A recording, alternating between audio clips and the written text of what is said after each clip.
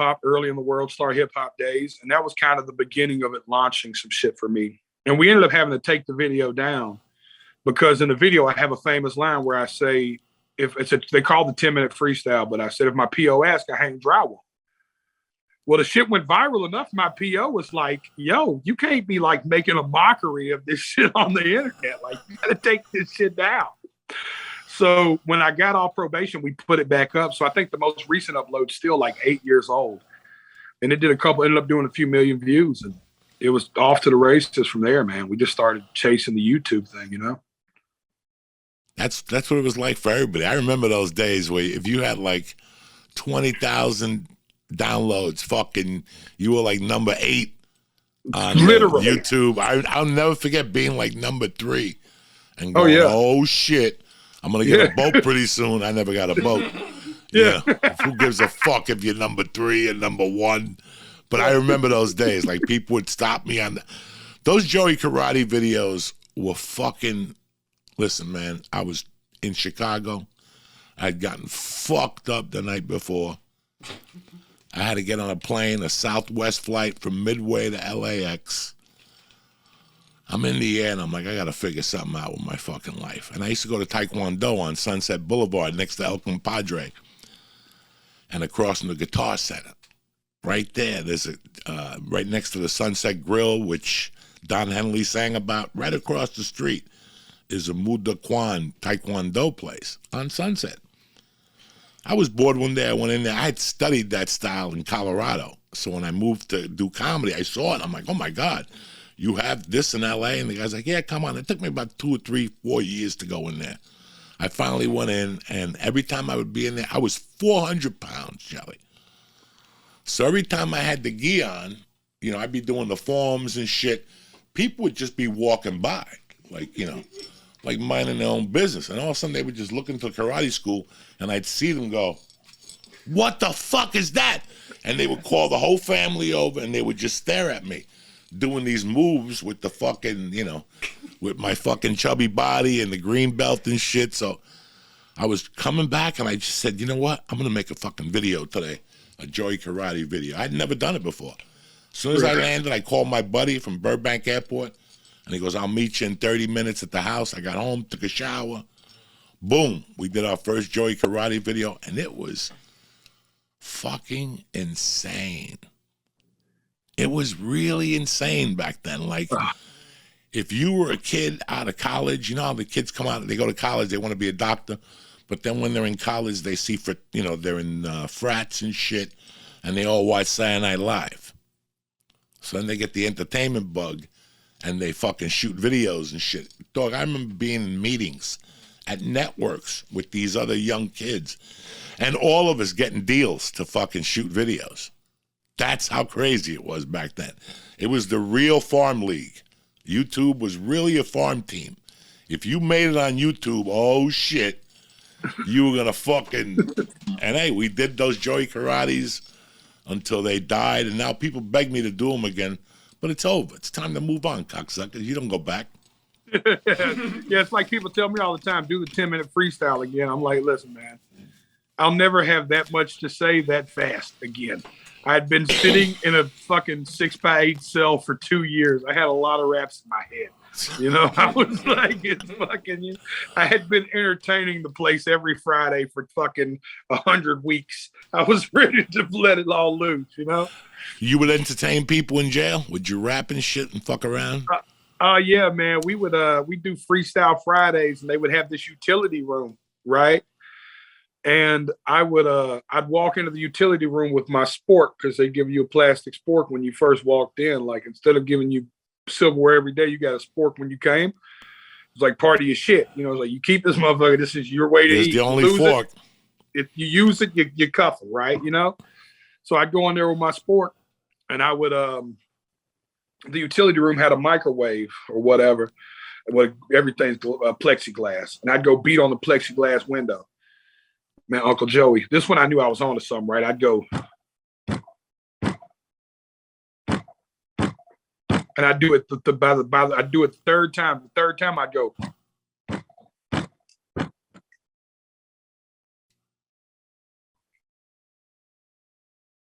But by the time I got to the beat, doom, doom, you would watch them start running in, right? I wouldn't announce it. I just go doom, doom, doom, doom, doom, doom, doom. And by the time I got to that sixth doom, the room would be filling out doom, doom, doom, doom, doom. And I'd just start rapping, right? And I'd be singing the choruses, and then I'd rap the verses, and then I'd sing the chorus, and I'd pass it to like anybody. I'd be like, all right, you, look, such and such, and then he'd rap. And then I'd cut him off, and I'd bring the chorus back in and like make like, it was a thing. And it was like, they knew it on Friday, man. When I walked in there with that sport, they just started piling in. Because there's only so much room in the utility room. So everybody's trying to get in here, and then people out there watching it, they're standing on tables. It was crazy. And I was like, yo, this shit might work. Now, keep in mind, I'm like one of 3 white dudes in a 220-man unit. And I tell people I'm still from the era where, especially in hip hop, you throw a rock right now and you hit a white dude that can rap, right? I know I live in the country music capital of America, and these country music dudes, every time I get drunk with them, like, I be rapping too. They want to rap to me, And it's in my era, no sir, nobody. There was very few white rappers. The Beastie Boys. Eminem was bubbling. We had a guy named Haystack down here. This was even before Bubba Sparks had put out his first shit, It wasn't, if you was a white dude that rapped, you better be, 1, really good, and 2, you better have a bunch of black dudes standing beside you going, no, this is our guy, So for me to go in there and rock that place, man, I mean, I was rocking the violent offender gang unit of the prison. Like, the Killers was just in there like riding with me, like, yo, this white boy is crazy. You know what I'm saying? I'm singing these super soulful choruses though. You know what I mean? And then it just kind of connected. And when I came home, I had played with it before, but when I came home, I was like, no, we're going all in. Because I played with it one time. When I made Bond at 17, my father, God rest his soul, came and bonded me out. And I called him the day they transferred me from juvenile to the adult jail. And I had a radio in jail, and the radio was like, Sunday night, Outer Limits, freestyle battle, $1,000 cash prize, right? So when I called my dad, I'm like, hey, man, come get me. I'm going to give you $1,000 back Sunday. He was like, huh? I was like, yeah, I just got to, I need you to buy me out. And I need to borrow $100 because I need to sign up for it because it's like a $100 entry fee. And I was like, and then I'll give you the other, the money, and I'll go win this thing. And I had the most loving dad and mother because they just believed me. Like, it wasn't like some kid that was saying weird shit to them. Like, they knew how much I believed in myself. So he was like, okay. I went, Joey. I snuck in because I was underage. I won that fucking freestyle battle. I went in there and won that $1,000, and it was a 10-week competition. I won it for the next 9 weeks. It was like a job. Every Sunday I would go to the fucking black club and just roast people. Just smoked them. And then, of course, my bond got violated, and back I went. There goes the revolving door of the jail. But, yeah.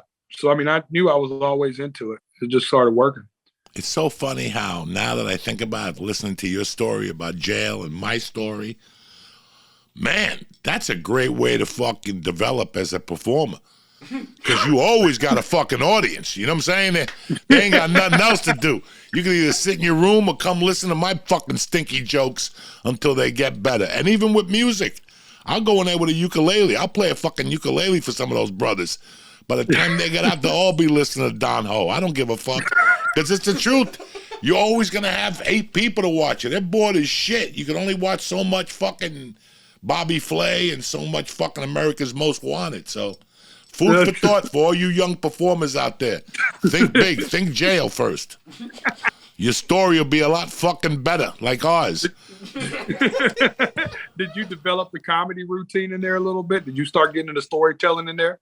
I never fucking dreamt of doing stand-up comedy. And a week before I got arrested, a guy I hated more than fucking anal sex came up to me, and he's like, hey, man, I know you don't like me.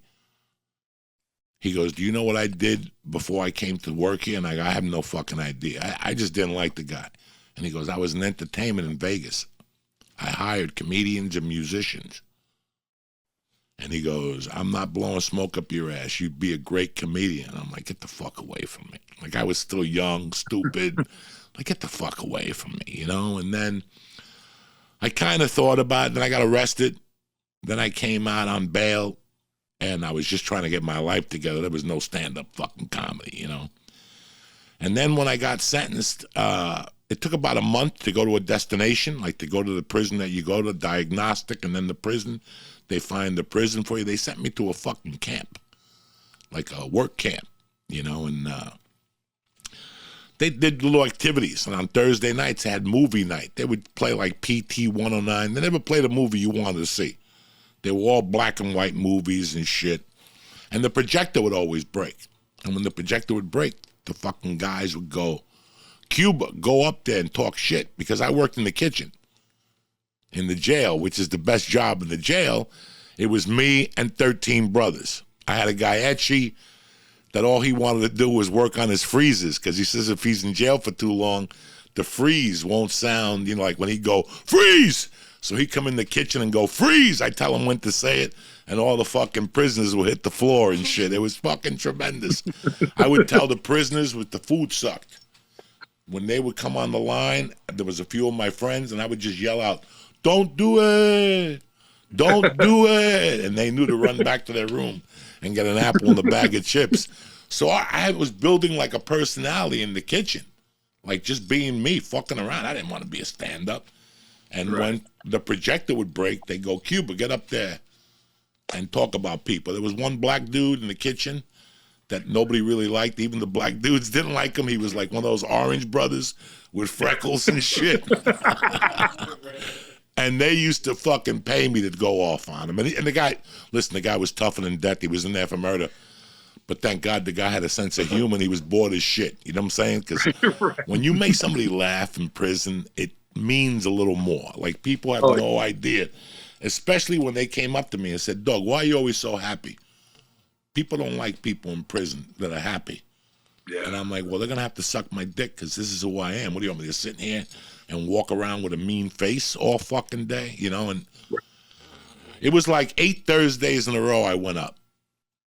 And for the first time after like the 10th, like the 5th Wednesday, I thought about it. Thursday, I'm like, maybe I do have a career in stand-up comedy. I'm like, that's never going to happen. You know, none of that shit's going to happen for me.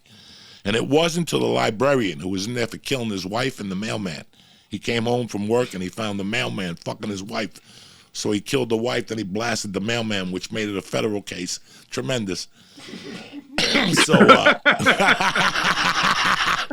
that's why shoot the mailman. They'll send you to a better prison, cocksuckers. Always shoot the mailman. So you end up in Lompoc riding horses and playing tennis with gangsters, eating fucking cavatelli and shit like that. So